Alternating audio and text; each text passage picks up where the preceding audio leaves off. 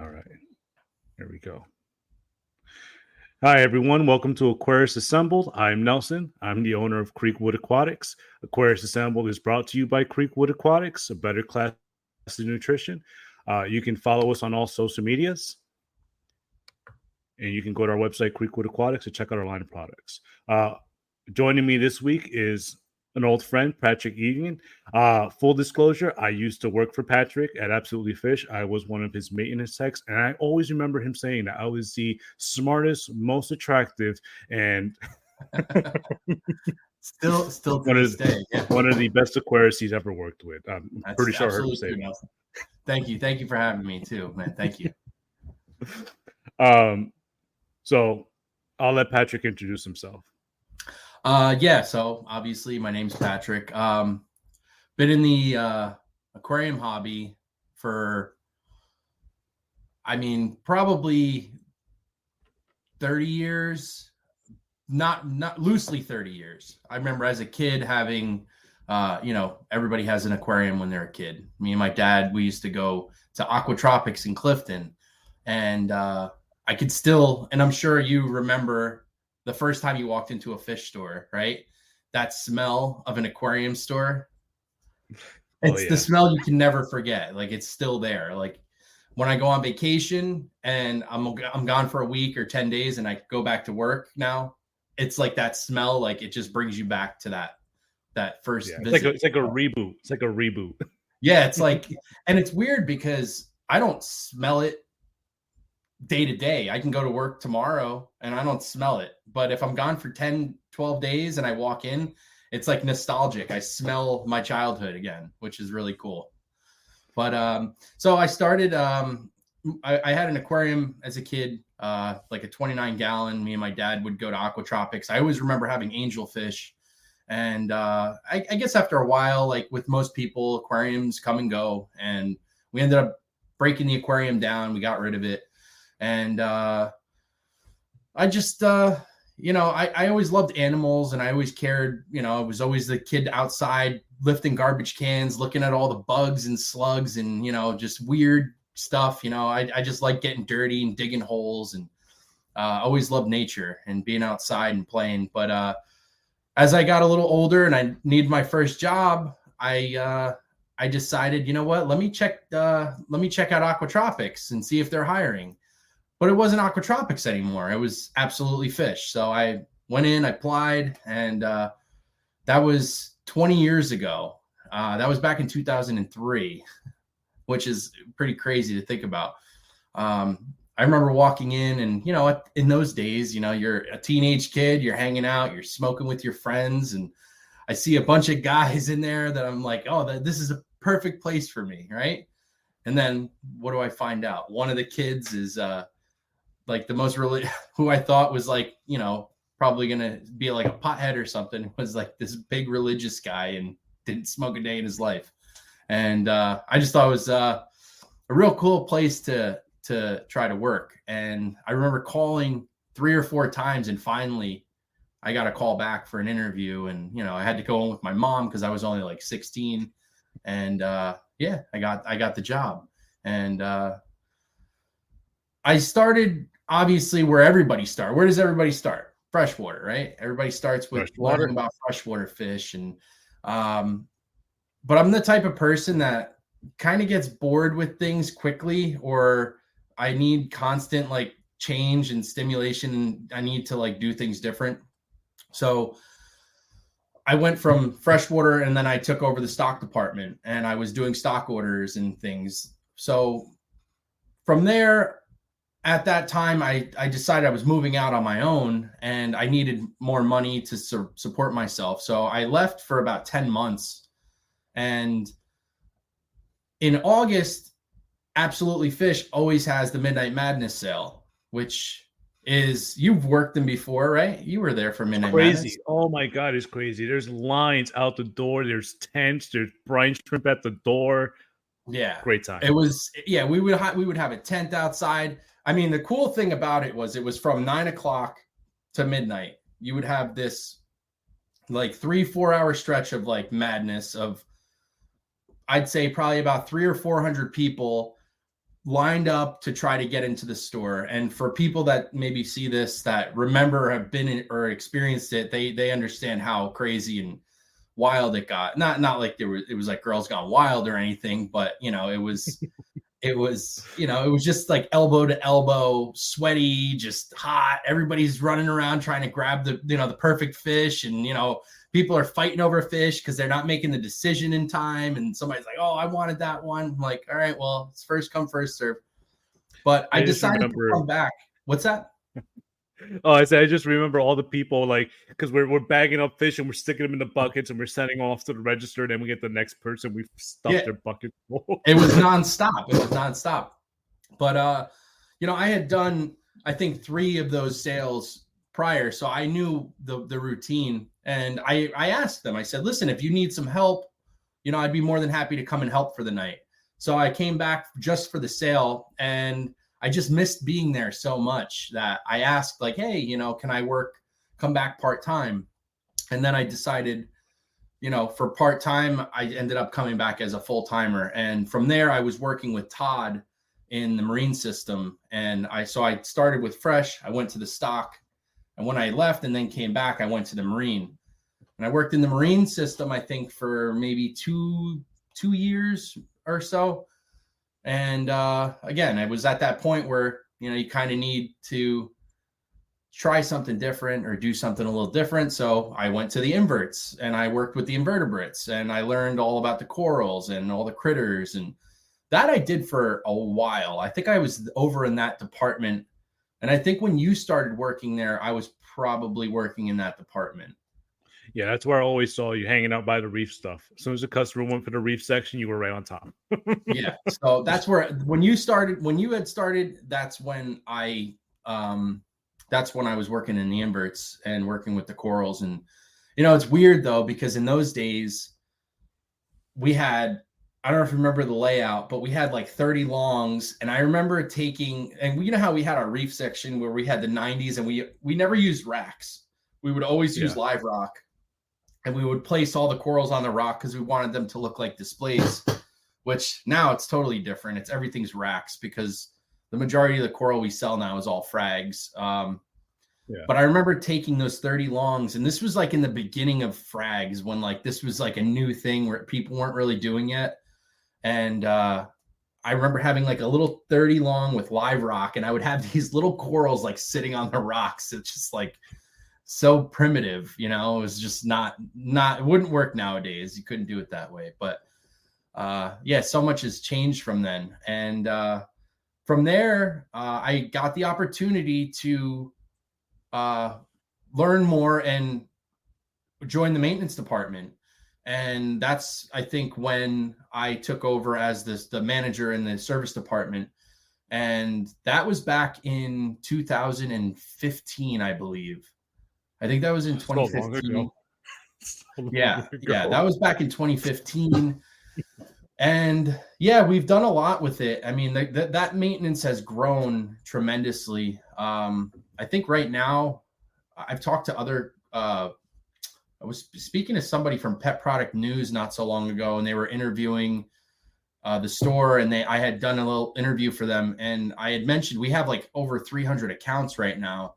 And he said, he's like, I speak to a lot of stores. He's like, I don't know if there's any stores that really handle that volume of accounts. And maybe that's me, because I have a hard time like saying no to people. When people call and they want service, like I'm like, sure, we'll get it for you. We'll get it done. Like I'm a people pleaser in that way.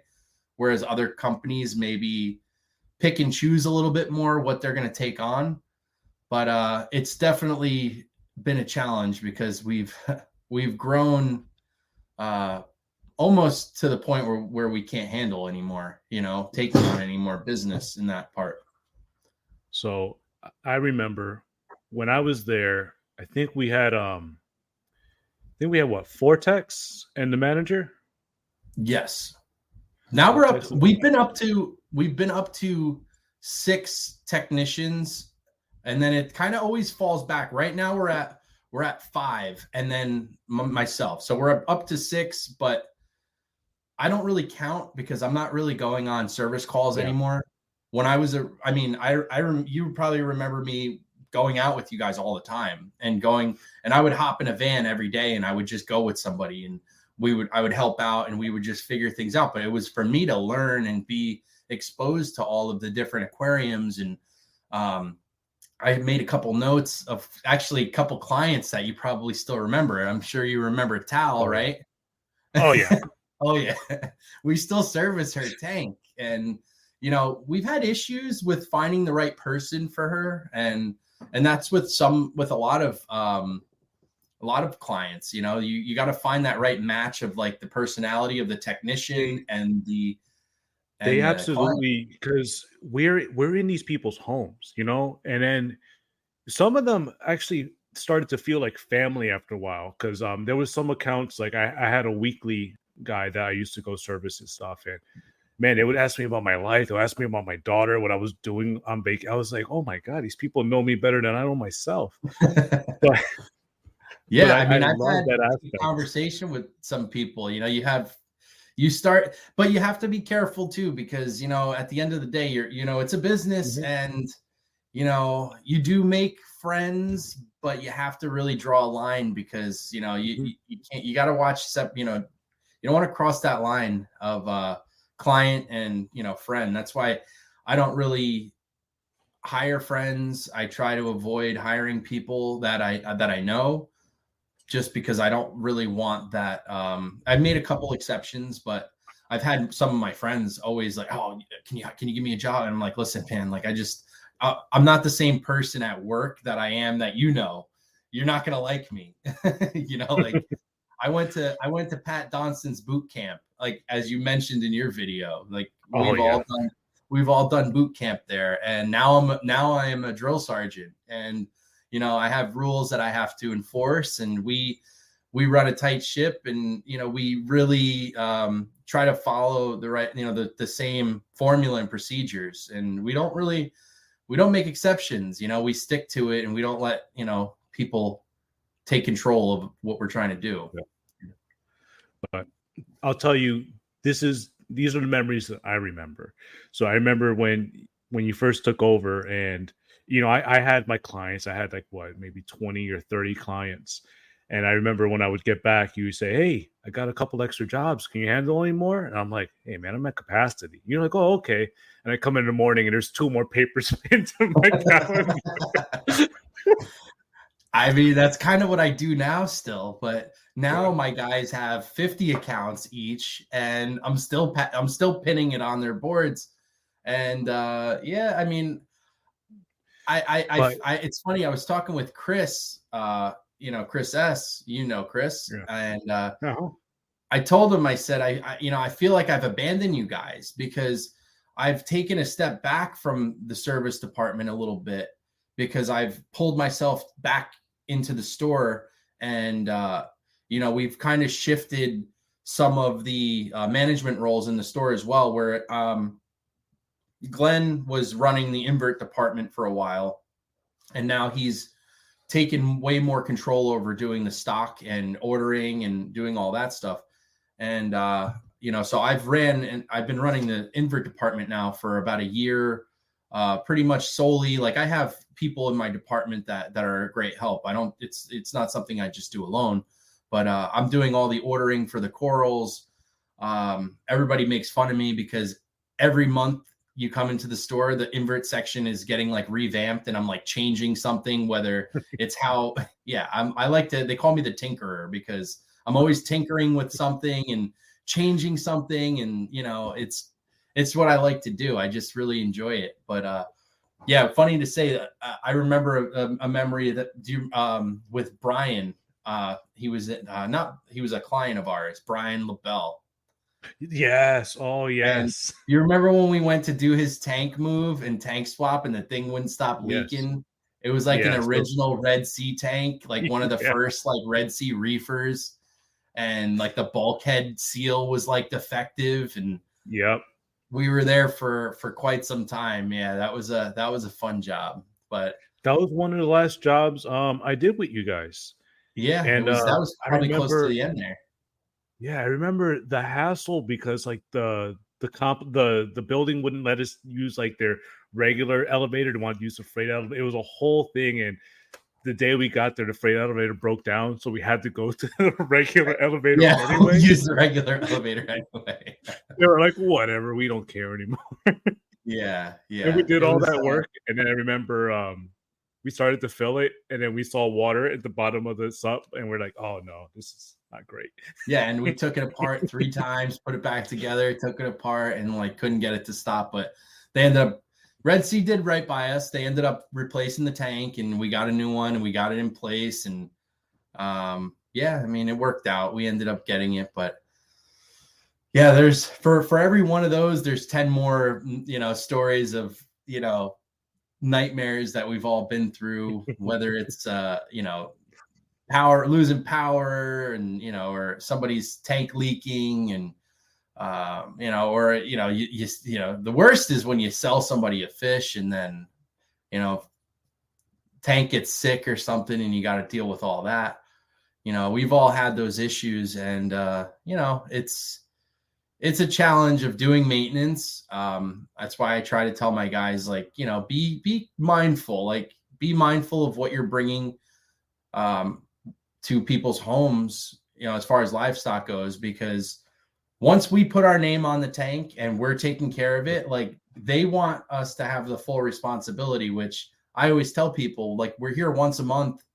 I don't know what's happening here the other 30 days of the month. So, we really try to teach our customers to be more responsible aquarists as well. And we want them to be more hands-on and learning how to, clean their protein skimmer head. And, the one pet peeve that I have is, when somebody has an aquarium and we clean it, and then we come back the following month and there's algae covering the whole inside glass, which hasn't been touched since the last time we were there. So it's like, you get, I say to them, I go, what do you got, like 3 or 4 days of like a nice clean looking aquarium, and then the tank just looks bad for the next month. Like, you got to get in there with the magnet and kind of swipe it clean. And so we try to teach customers and clients to just do some of the basic husbandry practices, and be a little more responsible. Learn how to test your own water. Those are fundamentals. Like, if you own an aquarium, it's like, I tell people, treat your aquarium like you would treat your cat or your dog. Like, you're gonna walk your dog every day, right? You're gonna feed your dog and your cat every day. Treat your fish the same way you would treat them. And I think some people have a hard time grasping that. They look at an aquarium almost as just art, and it's like a fixture. Because it doesn't really, it can interact with you, but it doesn't bark. It doesn't rub up against your leg. It doesn't constantly remind you that it's there. And so I try to get people more engaged in, like, really learning to love their fish like they would their other animals. Not funny, but sad to say, actually today I lost right before. I don't know if this is a good or a bad thing. It's probably a bad thing, Nelson, for your podcast. But my first fish in my reef tank died today, and I've had it since the very beginning.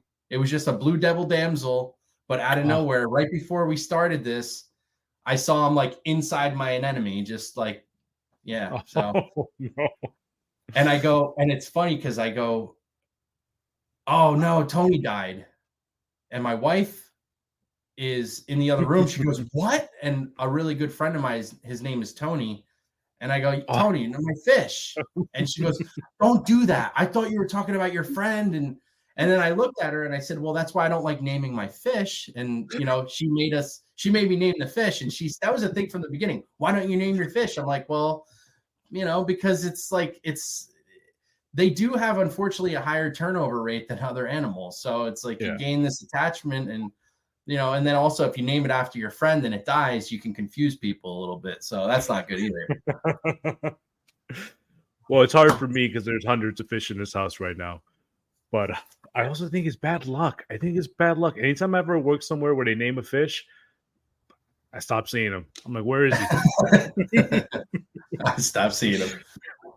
Yeah. So yeah, right now my reef. I'm running a 75, and it's been up for about 2 years, but it's been up for about 3 years, but it's moved twice. So like I moved from my apartment, I moved in with my girlfriend, and then we got married and we bought a house. So now it's in our house, and it's doing really well. It's stable. As I was talking, and we missed out on all that good conversation we had before we started recording. But my tank is so stable that I haven't done a water change in probably about 3 or 4 months, and I'm very unconventional. You would think that being like in this hobby for 20 years, and I do things like not by the book, like as I would tell people, but I kind of like to be like the test dummy on things, and I try like things on my tank to try to see how they work. And I think that's important if you are working in a retail setting to have some sort of an aquarium in your house that you can play around with. And that's really the best way that you're going to learn it. Like right now I'm using I'm dosing calcium carbonate to my reef, and I've been doing it like every night. Basically, it just clouds the whole tank up, but it's binding up all of the organics in the water. And I'm running a Red Sea reef mat, which I've converted to it's not a Red Sea tank, but I've converted it to work on a sump. And that's basically ripping out all that carbonate that has bound up all the organics.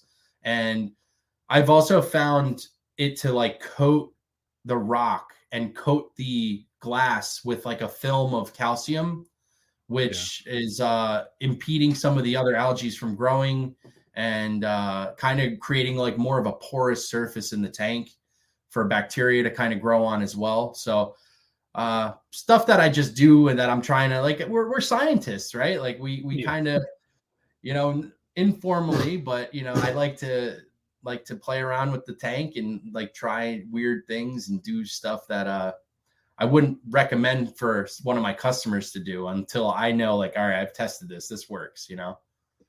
Yeah, like here, there's things that I do to my tanks that I wouldn't tell people about, but but there are tanks, so we know how far we can push them. Like I'm always here, so I'm either at work or I come home and I have my personal tanks, and then I have the tanks that I have set up for breeding for my business. But yeah, we're always trying to push as far as we can go because we know what these tanks can take. But every tank is also an individual. There's no two tanks are exactly the same. Even at work when I'm trying to cycle my quarantine systems, and I put the same amount of ammonium chloride here, ammonium chloride there, they'll all be different because it's just every tank is an individual.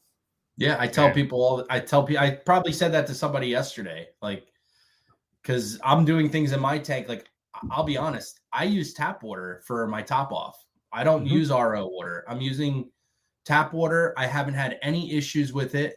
I think people are scared of using tap water for some reason, and I don't know why. There are cases where it could be, but if you have a mature tank and your tank is stable, I think it can handle things like that. If your tank is immature and it's a newer tank and you don't have the bio load and you don't have the biofilm developed and coralline algae growing, and you're going to struggle with things because it's like a cause and effect. Like one thing is always going to affect the other. And it's even with like some of my corals, I'll look at something, it looks amazing, and then something else in the tank looks weird. So I try to do something to fix the one that looks weird. That one then starts looking good, and then the one that looked good looks bad. So, you just have to, you learn through trial and error, like what works. And, what I've been learning is just trying to stick to the same routine and keep it stable. And, unfortunately, I like to tinker, as everybody says. So I've messed my tank up many, many times, but it's for the greater good. I've learned what doesn't work many times, and I've learned a lot of really interesting things that work for me, but like you said, might not work for you. But it's all interesting stuff. I'm fascinated by it. it takes a special type of person to have like this much like love for this hobby. And I remember when I found out that they were closing the aquarium at the restaurant I was working at, and I pretty much thought it was the end of the world. It was the end of the world. And I was sitting at home and I was talking to my friend, and he goes, "Oh, remember that place, Absolutely Fish in Clifton?" And I was like, "Dude, it's like 40 minutes away. I'm not driving out there for work." Where did you And live he's like, then? I was in Woodbridge. I Oh, was still in that's Woodbridge. right. Yeah. Oh my. So he's like, just go, just try it. And I said, whatever. So I drove down, I drove 40 minutes, and it's not 40, it's on the parkway, it takes way longer. But I remember I got there and I walked through those double doors and I immediately fell in love with the place. Immediately. Like I didn't even get the application first. I went immediately to the African cichlids because cichlids are my thing. That was your And thing. they Yep, were or probably still fun, is. but they were phenomenal. They were beautiful. Then they had the the shell dwellers, and you had the microfish. I was seeing fish that I've never seen in my life. That just these tiny little things about the size of a grain of rice. The brackish water, the stingrays. I was like, oh my! I've never seen a stingray in my life. But the freshwater manager, Mike's still there, right? I He's think I still spoke there. to him. Yep. Like, oh my, that guy knew every like single scientific name. Like I would mention a fish, and he's like the blah blah blah. I'm like, whatever, man. You know what I'm trying to say. You know how many tanks we have, right? We have, I think, 130 freshwater tanks, not Man. including like the systems. And you could ask Mike, hey, where's your neons? Tank 34. Oh, Where's your yeah. rummy nose? Tank 65. He knows, he could just instantly blurt out where the fish are. I have 6 tanks in the invert sections. I can't do that. Like, where's your green torches? I'm like, 1, 2, 3, tank 5. Like it takes me a minute to get it all, to think about it. But yeah, he's great, man. He's been there just as long as I have. We actually started the same year. We actually joke about it because I started before him, but then I left for those 10 months. So then when I came back, every time I'm like, yeah, I've been here longer. He's like, nah, you left for a while. So he's my senior now, but it's all in fun. Like I love Mike. I love everybody that I work with there because we've You all guys been, still have like your baby photos are on the fridge. I remember every time I'm yeah. putting my falafel king meal away, I see the picture of you doing something. Oh, Like, holding it back. Well, if you remember, we used to have a lot of goofy photos on the fridge in the office. We had, I remember Jazz, who yeah, was he in the maintenance department when you were there? yes, he was. Yep. He was. Okay. So he found like this statue of like this overweight, like naked dude holding grapes. And he like put like the Patty Clifton statue, because that's what they would call me, Patty Clifton. Cause like I embraced Clifton so much growing up, like in that town and like working there, going to school there. Like that's, I had a lot of pride for it. But yeah, there were so many goofy things on the fridge, but those have been taken down for years now. Like we had to get rid of the frat house mentality. And that happens. Like I'm a totally different person than I was when I was working there when I was 18 to 21.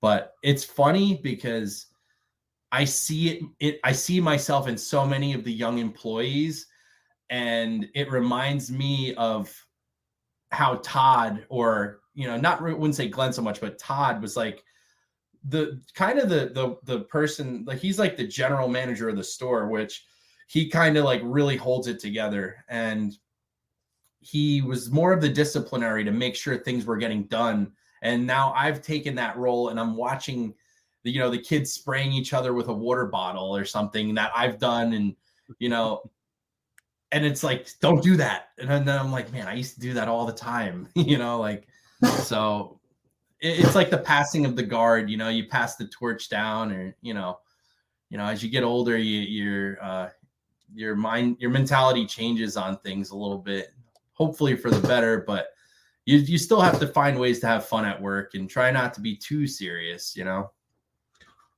no, but I miss that place so much. Like I love my current job. I love what I'm doing now. Hey, we're hiring. Well, I miss it so much. But yeah, there's nothing like Absolutely Fish. Honestly, when I go down there, I'm also gonna see if they'll let me film a little bit. But I remember it just feeling like a really close family, and sometimes families butt heads. oh my But goodness. I mean, at the Yeah, end of the day, like, when we close up, when we meet in the morning, when we have the 5 minute and we have to recite the motto of the store, the mantra, all that stuff. purpose, Like, mission, and vision every day.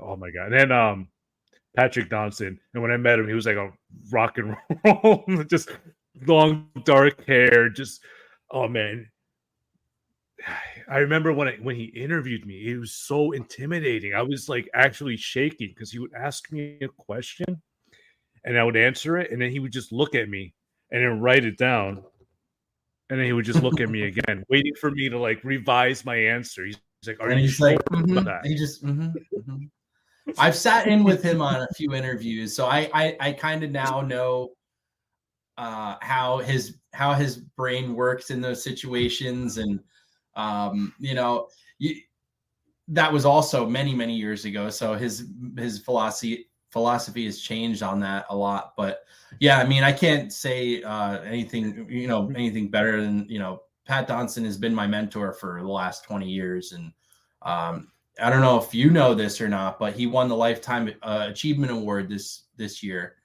at I believe it was Super Zoo.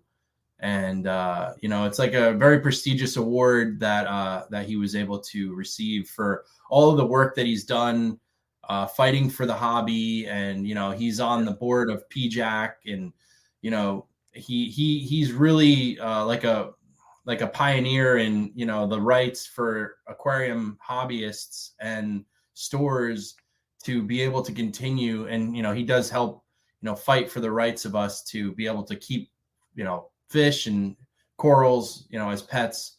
So he's an amazing person, and he's taught us so much, all of us so much, and we're really very grateful for that, for having him.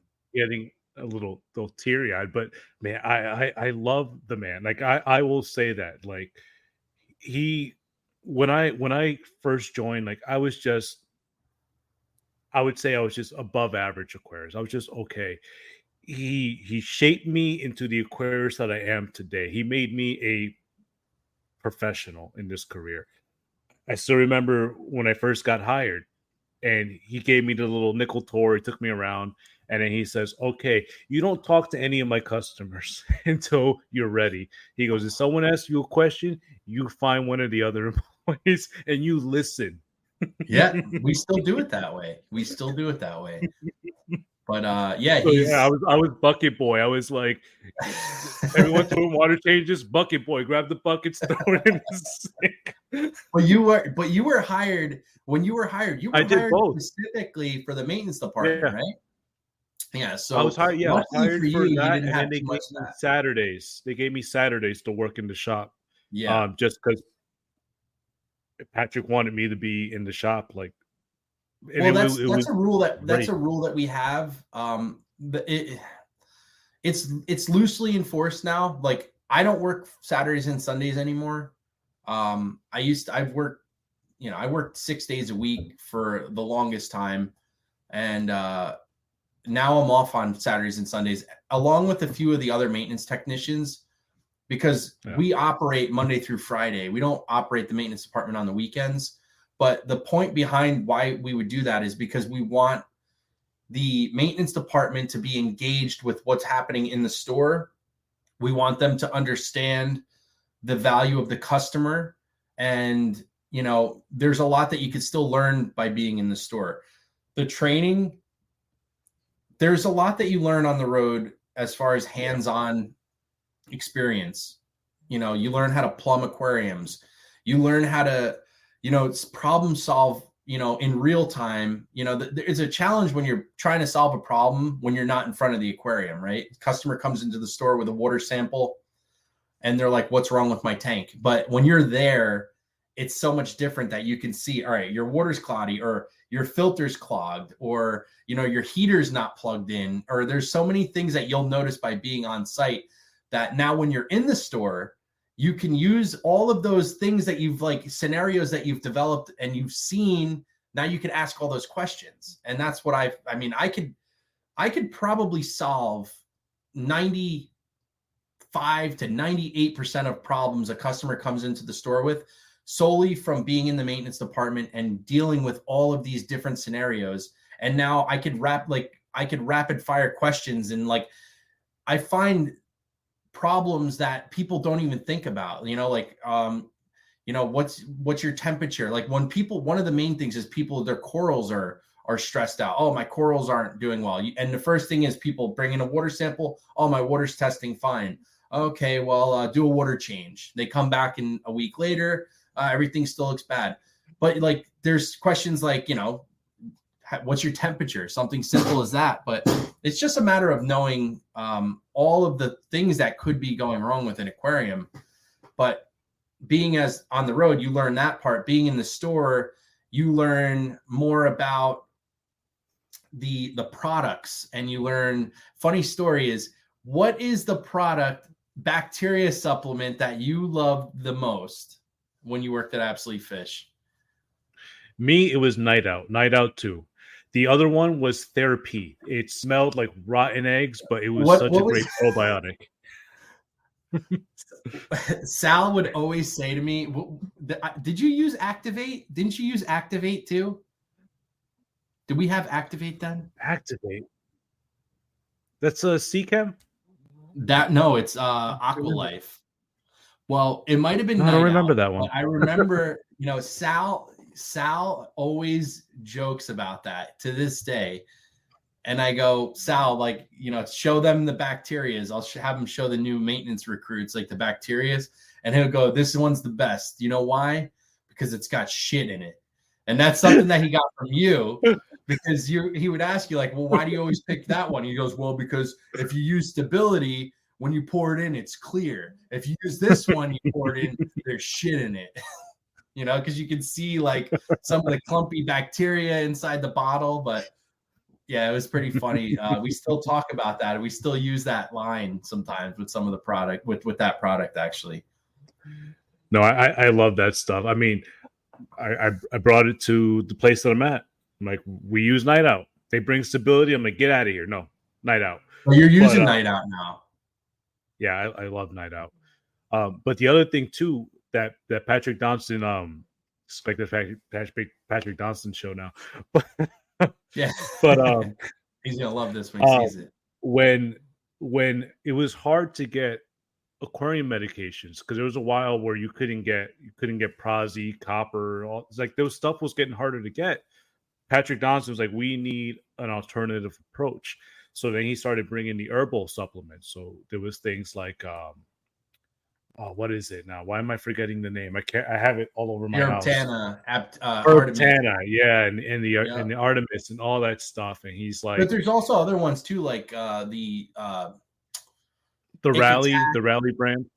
Yeah, there's Ick-Attack. I think that's I forget the brand, but we do carry it still. There's Ick-Attack, and then there's, you know, those are just more herbal medications that also Fritz makes the Parashield, which is like a herbal, like it uses like essential oils and things like that to help kind of like expel and causes the slime coat of the fish to, like, you know, slough off to prevent anything from attaching. But yeah, we're doing actually right now. I don't know if you did the class.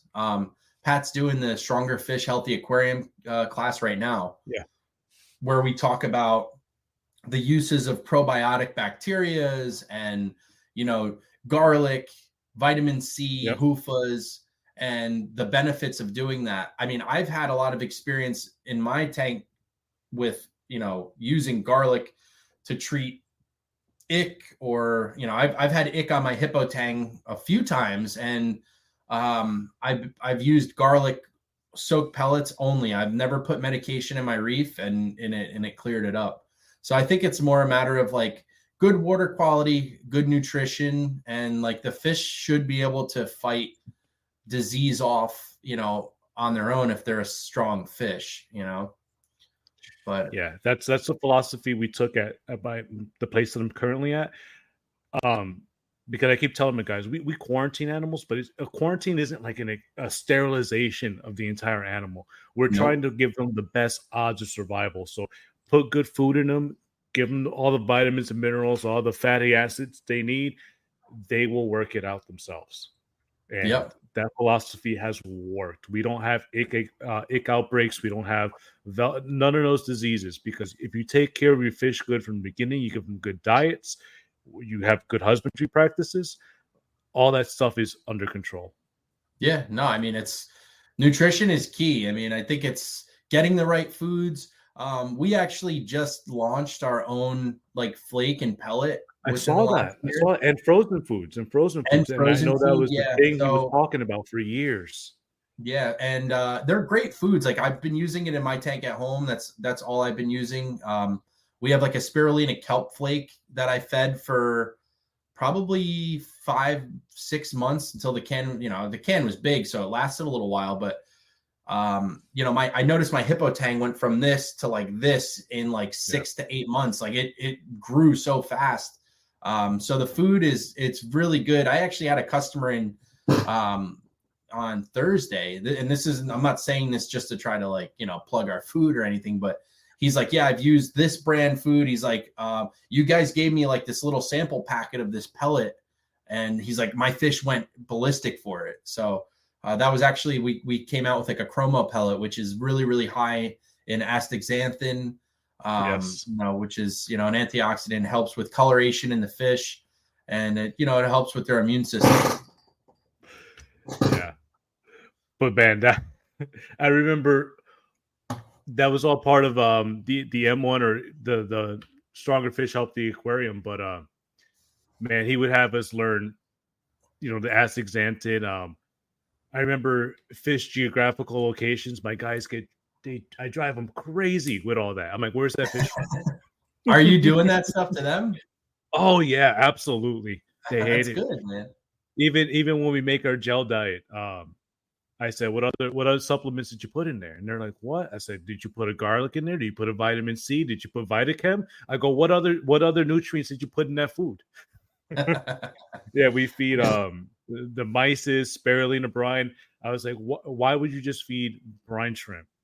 Frozen brine shrimp, spirulina, gut load them with something. Like, it's just a Yep. shell.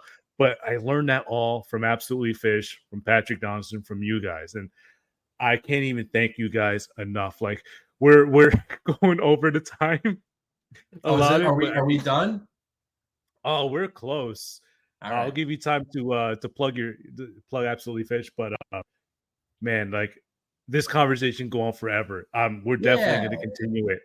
Yeah. Well, But listen, I mean, it was really nice to do this. When you asked me, I was gonna do it last Wednesday. We were gonna record, but I had a coral shipment that got bumped in late, and I couldn't get in time. I had to focus on getting that in and get everything put away and priced, and I wouldn't have made it in time. But yeah, man, it's nice to get to connect with people that are like-minded and talk about some of the things. And I would love to have part 2, part 3, part 4, because we could go on forever with a lot. I mean, there's so many things that we didn't talk about.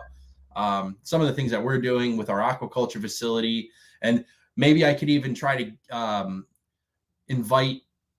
Does this yeah. platform, can you have multiple guests on at the same time with Yes, I multiple? can. We can right now. We can have up to 6, and if I pay for it, I can have up to 10. So, All right. Well, let's not go crazy, but no, but it would be cool. Maybe we could do something again, and we could talk about some of the other things, some of the projects that you're working on, and some of the stuff we're working on, some of the new ideas or some of the new methods maybe that you're working with.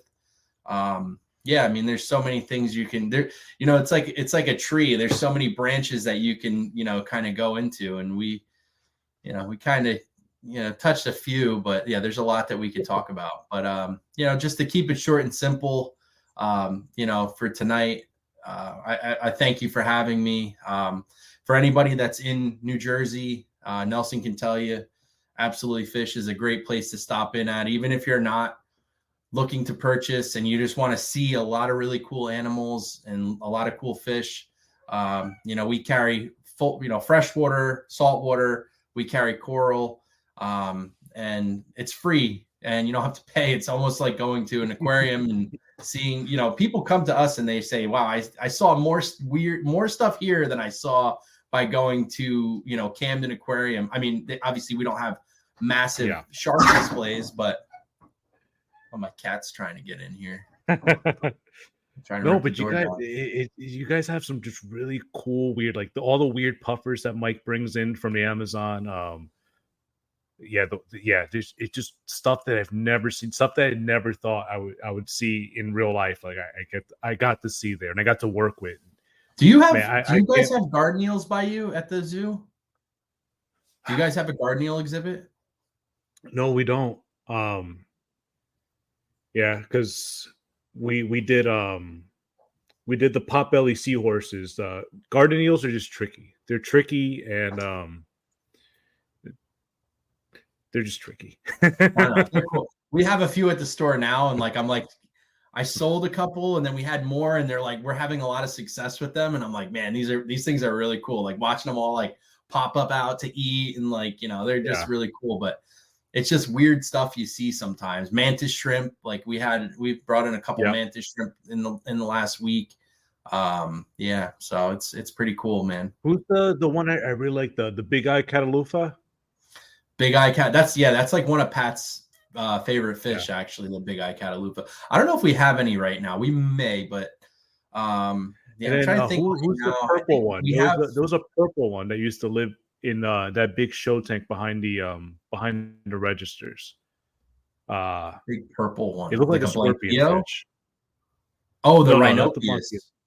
Yeah, that's a beautiful fish. Oh my god, I used to just stare at that thing for See, that's like one of those things though. It's like that's a fish that not a lot of people will buy. So it's like we'll bring it in just for people to see, the majority of people aren't going to really buy that type of fish because they can be a challenging fish to keep. Sometimes you have to feed them live foods, and it's not this like the hardiest of fish. But we try to bring stuff into the store that you're not going to, even if it's like people aren't going to buy it, like we want to take care of it. We want to learn how to take care of it and like be successful in it so that, and that's, I think with the hobby in general is to, learn as much as we can. And I've had people say like, oh, it's really messed up that, these fish are being taken out of the ocean and, you're keeping them in captivity. And I'd say but you know how much we've learned about these animals by doing that. And I think that's important, learning about the animal and, being able to care for them. And there's a lot of fish that have been extinct in the wild, which are only alive through aquariums. And at some point, maybe they could be reintroduced, Well, I'll tell you what, I have two species of fish that are extinct in the wild. I have pupfish, I have Longidursalis, and I have Veronica. And the only reason why they still exist today is because there's backyard hobbyists like me who keep them and we reproduce them. And we have a whole network that we share them so we can kind of swap genetics. But going back to that point, I mean, look at all the aquaculture you guys do. You're reducing how much you're taking from the ocean because you're reproducing these things off-site. Look at all the organizations that you guys donate to. The Great Hammerhead Project, yep. Or the Terrapins. Like there's things that we take, but we also put back. And that is one of the lessons that I took from Absolutely Fish. And that's why, again, I started this company, Creekwood.aquatics. Remember, if you guys need live foods, check us out. Check us out at hold on. Oh my god, my plugs aren't working right now. There you go. But yeah, it's there it is. Finally shows up. Your audio is getting a little choppy. Like I'm trying to reach out to a lot of the local school districts here because I know I got a little choppy. Yeah, that happens. But Yeah, I'm trying a new thing where I'm trying to reach out to some of these schools because I know they do projects with Daphnia at the end of the year. Um, and instead of them ordering from companies across the country, like order from me, and these kids will learn, and I'll be able to, you know, give back to my community. Absolutely. Anyway, Yeah. it's been a pleasure talking to you. I can't wait to do this again. Yeah, man. I'm looking forward to joining you again. And like I said, maybe I could bring along somebody else from the crew, maybe a familiar face, maybe somebody new that can bring something different to the conversation. But yeah, I mean, I'm available next time, and I would love to chat, man. It was a lot of fun to get on here with you. All right. Oh, last thing. Um, it was hilarious I was scared doing this. Like I was like, I don't even know if people are gonna watch this. I don't whatever. But I put a small post on my personal Instagram by mistake, and you liked it. You were like, go. I was like, I what said, the let's fuck? go, let's do it. Yeah. And then I saw that you posted it again. I was like, what did he not want me to see that? Was he like, all right, no, anybody, but just not you. Like, we'll do somebody else. Yeah. But Nice. it was just so cool. That's why that when I saw that, I was like, I'm reaching out to him. I'm reaching out. Hell yeah, We're doing man. this. Well, We're when I gonna make saw, it I said, you happen. know what, like, I'd love to chat. I'm sure, it would be nice to catch up, and we could do it again. Cause like I said, I have a list of stuff here we didn't really talk about, and we We didn't can even get dive deep past two into it next time. questions. Yeah. All right, man. Take care. All right, Nelson. Thanks. Thank you, everybody. All right.